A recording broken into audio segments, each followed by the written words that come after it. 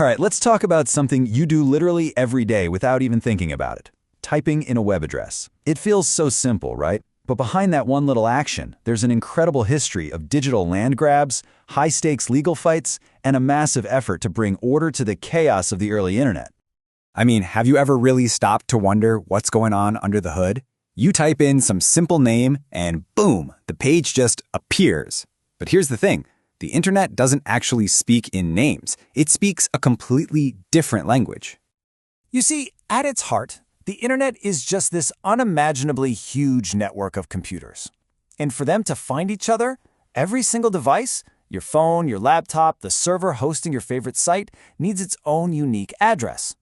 We call it an IP address, and it's basically a long string of numbers that acts like a street address in the digital world. And this is where you can really see the problem for us humans. On the left, you've got the language computers understand. These long, complicated, impossible to remember strings of numbers. Can you imagine having to memorize one of those just to check your email? No way. It's totally impractical. And that's why we rely on the simple, memorable names you see on the right. So, this massive disconnect led to one of the most brilliant and essential inventions of the internet, the Domain Name System, or DNS. The absolute best way to think about it is like a giant global phone book. You look up a name you can remember, like example.com, and the DNS instantly finds the right number, the IP address, and connects you, all in the blink of an eye. But, like any gold rush, this beautiful, elegant solution created a whole new problem. All of a sudden, these easy-to-remember names became incredibly valuable pieces of digital real estate. And back in the early days of the public internet, there were no rules. It was the Wild West. First come, first served. Anyone could grab any name they wanted. And this timeline just shows you how crazy things got. In 1994, MTV VJ Adam Curry went and registered MTV.com for himself. It got super popular, and of course, MTV sued him. Then, just a few months later, a writer for Wired magazine registered McDonald's.com. Not to make money, but just to prove a point that no one was in charge. It was pure chaos, and it was becoming obvious this couldn't last. And this quote from that journalist, Josh Quittner, just perfectly captures the vibe of the era. It was a lawless frontier. The biggest, most powerful brands in the world suddenly realized they had zero control over their own names in this new digital world. Everybody agreed. Somebody needed to become the sheriff.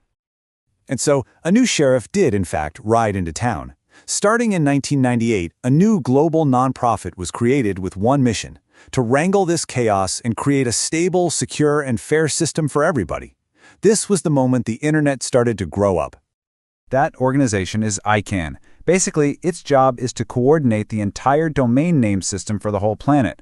Now, they don't sell you domains directly. They're the ones who give companies like GoDaddy or Google Domains the license to do that. But most importantly for our story, they created a global set of rules for settling fights over who should own a name.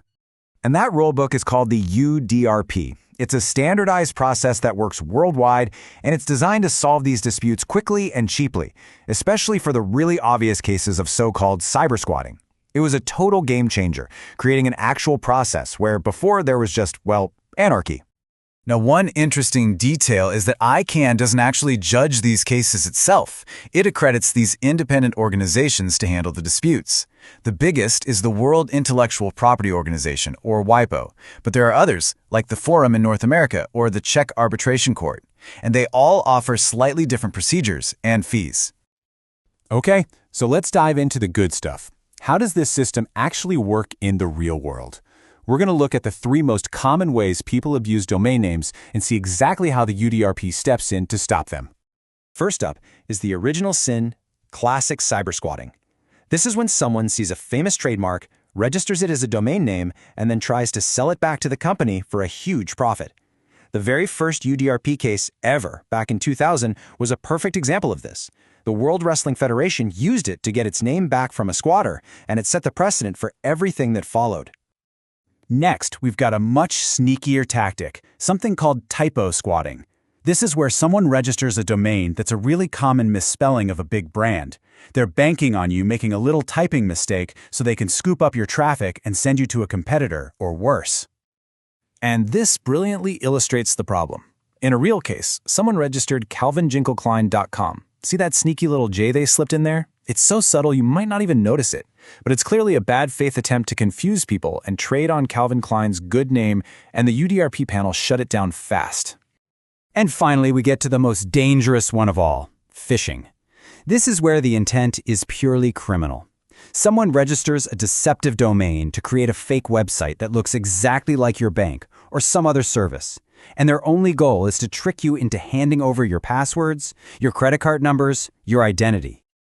In a recent phishing case involving the financial company Chime, the WIPO panel didn't mince words. They described the fake site as a clear usurpation. I mean, wow, that's a powerful word. It means an illegal seizure of power or property. It just shows how the UDRP has become a vital tool not just for protecting brands, but for protecting all of us from online fraud. So after all that history, why does this still matter to you today? Because all of those battles and all of those rules created the foundation of trust we rely on every time we go online. These principles are quietly protecting our digital lives every single day. So here's the crucial point. The main takeaway from all this: a domain name isn't just a technical address anymore. It is a genuine digital asset. It represents a brand's entire reputation. It's a vessel for trust. It has real, tangible value, just like a patent or a piece of prime real estate. And that leaves us with a really fascinating question for the future, right? We've built this entire global system to be the judge of domain names. But as more and more of our lives and our identities, both personal and professional, move online, who should get the final say? Who gets to be the ultimate judge of what defines an identity in the digital world? It's something to think about. Thanks for watching.